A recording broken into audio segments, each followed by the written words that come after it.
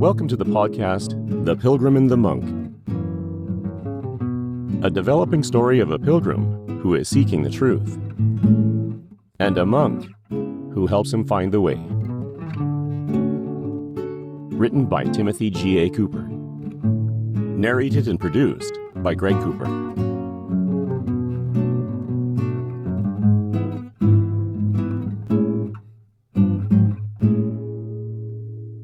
Chapter 130. Worship Revolution. Monk, have you ever had trouble worshiping God, like your heart wasn't in it? It is something we all feel from time to time. How do you get over it? I return to the essence of worship. Our God is God, regardless of how I feel. He must be honored. I think that's easier said than done, Monk. Not at all. It is a question of focus. In worship, we must direct all of ourselves toward God. The struggle is against focusing on me. As John the Baptist once said, "He must increase, but I must decrease." I am not sure worship was the context surrounding that, Monk. You are correct, Pilgrim, but that does not mean it has no impact on my point. Okay. Let's assume you're right. If that's the case, how do we decrease as God increases? Worship is incomplete unless we offer sacrifices to God.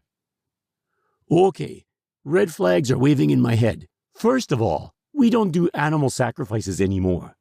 It's inhumane. Second, when King Saul offered sacrifices before Samuel arrived, Samuel rebuked him. To obey is better than sacrifice, he said. I think you might be a little off on this one. I did not say animal sacrifice, Pilgrim. There is another kind of sacrifice God desires.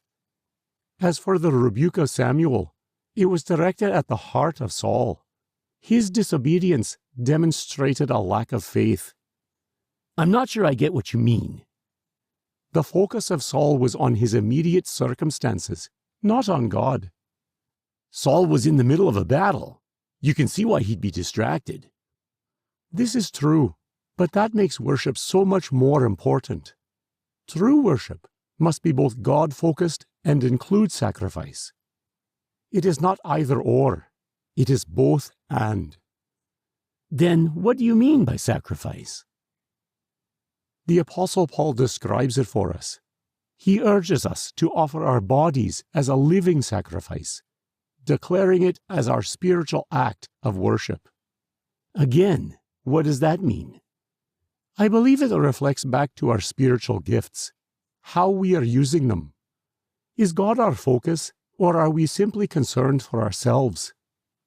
Do we tithe our talents and abilities? Tithe? Certainly. Our Lord is the giver of all our gifts, abilities, and talents. They must be used for His glory.